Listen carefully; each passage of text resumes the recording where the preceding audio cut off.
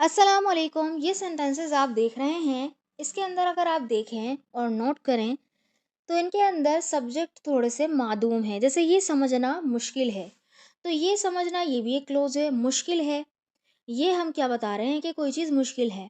तो यहाँ पे कोई सब्जेक्ट नहीं है, यानी काम को करने वाला नहीं है, यानी किसके लिए मुश्किल है ये बात यहाँ पे वाज़ेह नहीं हो रही। इसी तरह से कामयाब होने में वक्त लगता है, ऐसा लगता है कि वो थका हुआ है। अब फैसला करने का वक्त है, ये सीखना फ़ायदेमंद है। तो इन सब में ही क्या है, सब्जेक्ट मौजूद नहीं है। तो बेसिकली इन सेंटेंसेस को बनाने के लिए हम डमी सब्जेक्ट इट का यूज़ करेंगे। ठीक है, इट की मदद से इन सब सेंटेंसेस को हम इजीली बना सकते हैं। किस तरह से, चले मैं आपको बताती हूँ। तो फर्स्ट ऑफ ऑल देखें, यहाँ पर ये जो सेंटेंसेस हैं ये सीखना आसान है, ये समझना मुश्किल है, वक्त पर पहुँचना ज़रूरी है। तो यहाँ पर हम इस सेंटेंस को किस तरह से बनाएंगे?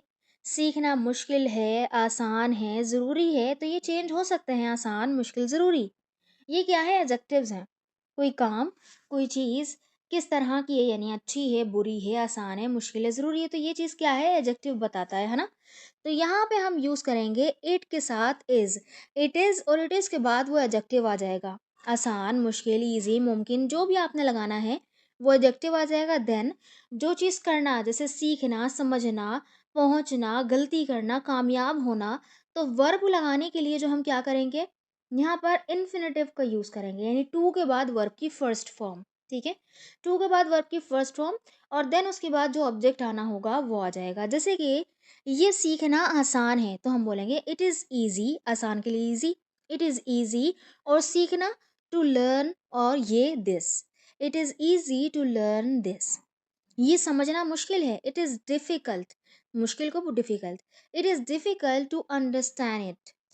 वक्त पर पहुंचना ज़रूरी है, तो ज़रूरी है हम इसको बोलेंगे इट इज़ इम्पॉर्टेंट। और वक्त पर पहुंचना, to be on time, to arrive on time, ठीक है, जो भी आप कह सकते हैं। गलती करना आसान है, it is easy to make mistakes. कामयाब होना मुमकिन है, इस सेंटेंस को ज़रा बनाकर कमेंट बॉक्स में लिखिए।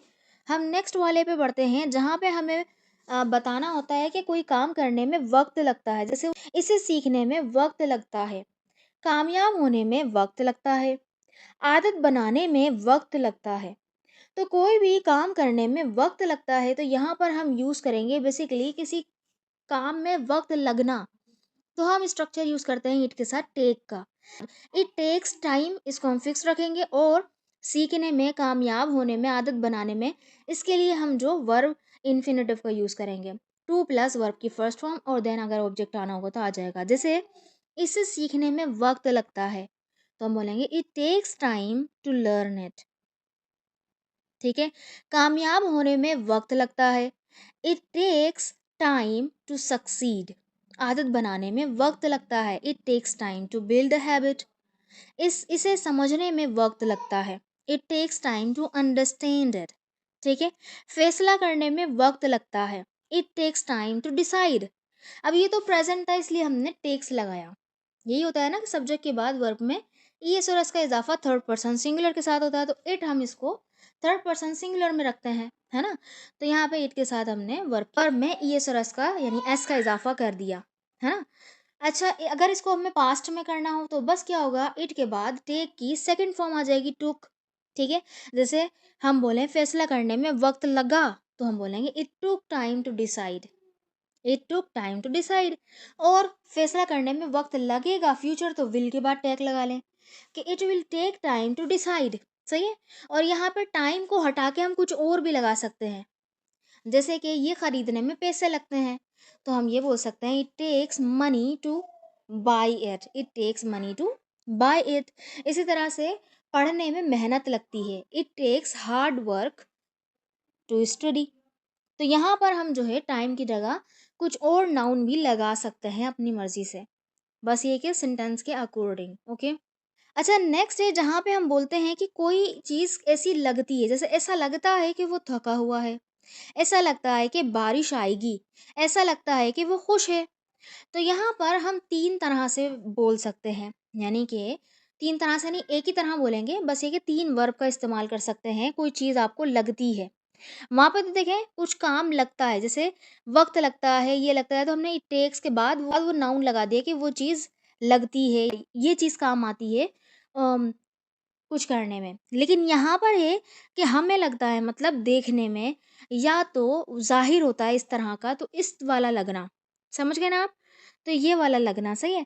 तो यहाँ पे हम यूज़ करते हैं इट के साथ सीम्स इस्तेमाल किया जा सकता है, या लुक्स, या अपीयर्स। इन तीनों का ही मतलब होता है कोई चीज़ दिखने में किसी तरह की लगती है। और देन दैट लगाएँ, दैट के बाद अपना क्लोज़ लगा दें। जैसे ऐसा लगता है कि वो थका हुआ है, तो ऐसा लगता है के लिए तो हम बोलेंगे इट सीम्स दैट, और वो थका हुआ है।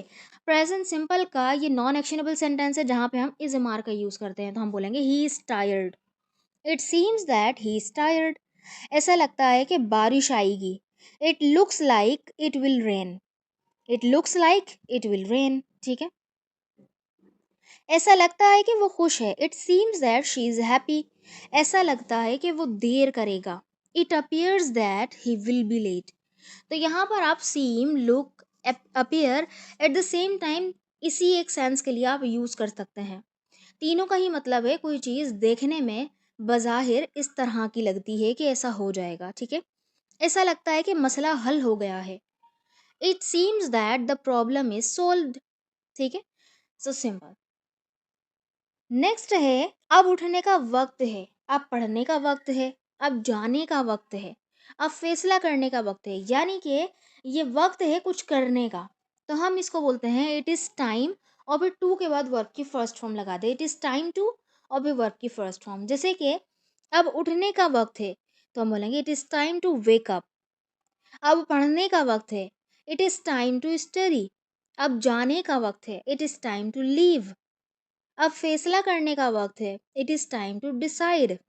अब काम शुरू करने का वक्त है, it is time to start working, ठीक है। आई होप कि आपको ये समझ में आ रहा होगा। एक सेंटेंस आपके लिए है, अब वीडियो को लाइक करने का वक्त है।